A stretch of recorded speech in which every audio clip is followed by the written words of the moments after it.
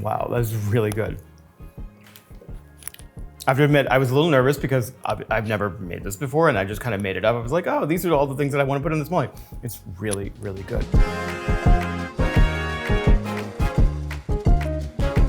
I am in New York once again because I got really tired of warm weather and the beach. I decided that, you know what? I wanted to make another mole for sweet heat. It was actually the very first recipe that we ever did on this show, and now we're gonna do it again 2 years later. My belief is that if you can master the techniques, you can basically make any kind of mole after that. So that's what we're gonna do today. So for this recipe, I'm gonna be doing a very New York style mole, which means, because it doesn't really exist, that I'm gonna be using ingredients that I like that are here in New York. So one of the things that I really love are Italian plums. They are in season right now, so I'm using those. I'm using, in place of animal crackers, a black and white cookie. For ease of, pantry items, we're gonna be using some mixed nuts, which probably a lot of people have. For sesame seeds, we're gonna be using some tahini. We're gonna be using maple syrup instead of piloncillo. And for chilies, I'm just gonna swap it up, use the same gram amounts. And so again, important that you use, my friend, the scale to measure everything out. Sometimes in the United States, you go to the store and the chili anchos have been sitting on the shelf for maybe a year. And so they get really hard and brittle. They lose a lot of their flavor, they lose a lot of their potency, and they also weigh less. And so if I tell you to buy 6 chili anchos, your 6 chili anchos are gonna weigh a lot less than my 6 chili anchos. For lard, we're gonna be using schmaltz, which I also really love. Lard in New York is not quite as good, but what is even better is schmaltz. I love schmaltz so much, so we're gonna be using that. And some chicken stock. We're gonna be throwing this over some beautiful fall roasted vegetables. I can't wait. You wanna see black. You want to see really, really dark spots. Also, this is the point where you need to turn on your vent or open all the windows in your house because it will get smoky. No, don't open that because we'll get flies in here and mosquitoes and it'll be horrible. We're just gonna smoke ourselves out. It's gonna be fun.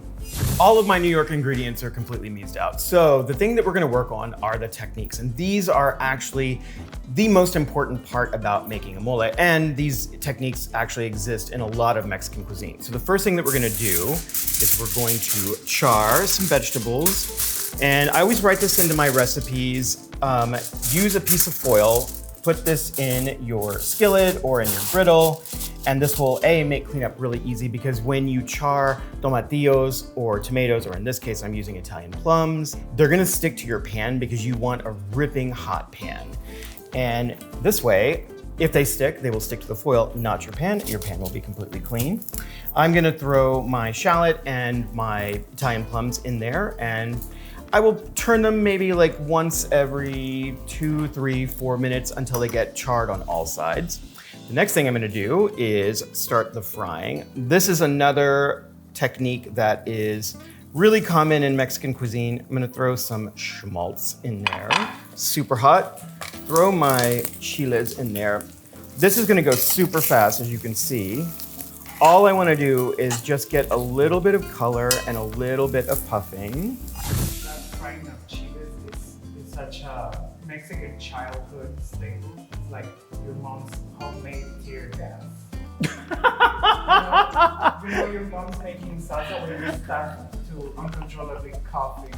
I'm gonna throw in our mixed nuts, my black and white cookie, date, and star anise.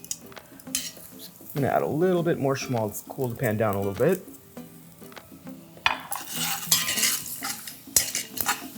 Right. That sugar is caramelizing, so I'm going to add my salt, pour in my stock.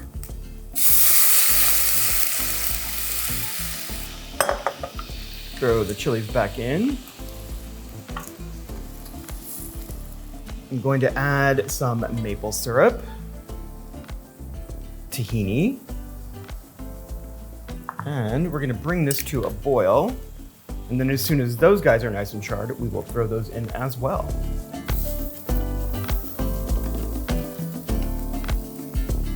The shallot's ready, so I'm just gonna throw that into the pot.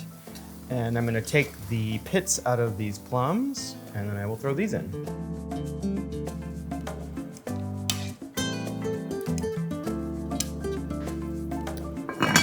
All right, we are going to reduce this to a simmer, and it will cook for about 30 minutes until all the flavors have come together and everything in the pot is incredibly soft and ready to blend.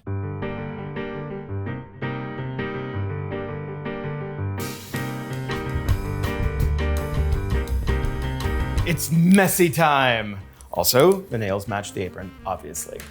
All right, so this is slightly cooled. Everything is nice and tender. All the flavors have come together.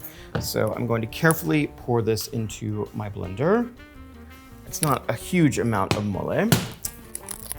Oh, it smells so good, oh my goodness. Okay, so now I get to use a foreign blender. All right. So, the thing about this, because it's hot, you want to put a towel over the top just so if anything happens, you will be protected, and then start off super slow and gradually increase the speed.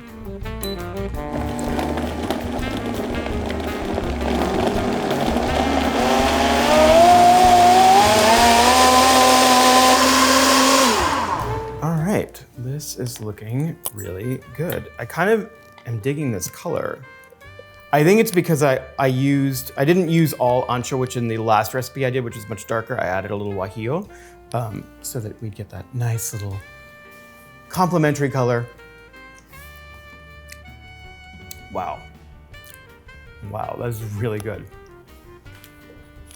I have to admit, I was a little nervous because I've never made this before and I just kind of made it up. I was like, oh, these are all the things that I want to put in this mole. It's really, really good. Okay. It's gonna get even better because now we're gonna fry it.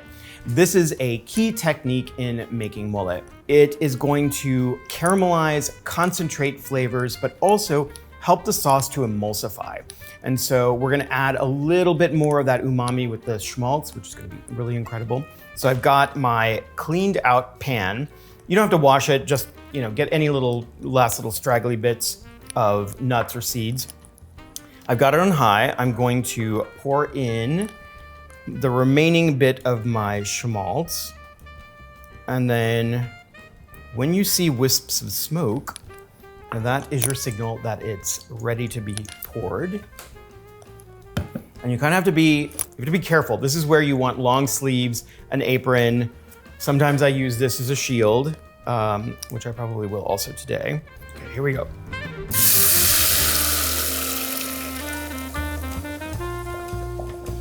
And that is exactly what it is supposed to do. Make a big mess all over your kitchen, which I will happily clean later.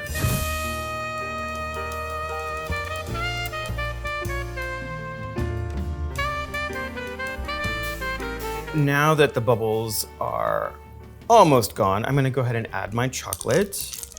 And this part is pretty important too. You just need to make sure that you're stirring so the mole doesn't stick to the bottom of the pan. And at this point now, all we wanna do is let the chocolate melt.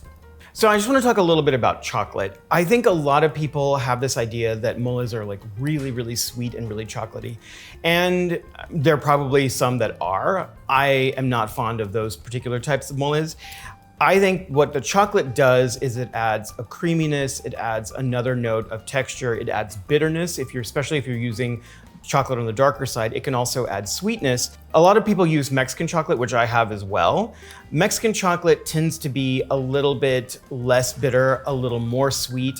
There's also typically almonds, sometimes vanilla, a lot of times cinnamon in that. So you just have to be mindful of that as well. So if you're adding cinnamon to your dish, know that if you put the Mexican chocolate in, you're gonna add more cinnamon to it.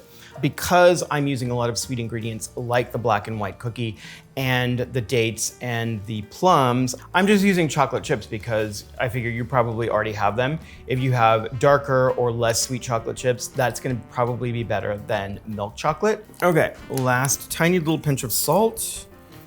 And now our mole estilo Nueva York is done. I'm gonna go get some roasted veg, some rice, and plate this up.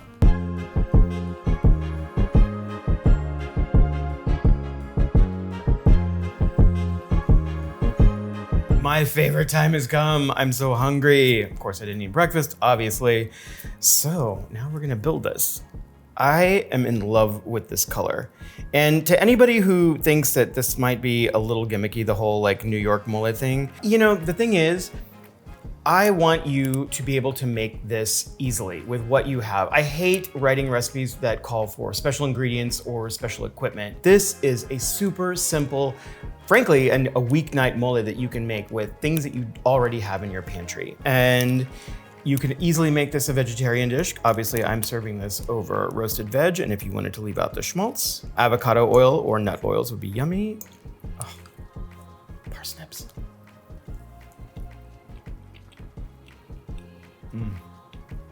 There's sweetness in the vegetables and a little bit of sweetness in the mole, but what's really nice is that the acidity and the creaminess of the mole kind of cuts through the roastiness of the vegetable. This is a really, really good combination. I'm so into this. I'm gonna keep eating, but probably not on camera. And as always, if you like me, if you like this recipe, if you like moles and Mexican food, then you should like and subscribe, and you will be notified as soon as there's another Sweet Heat episode.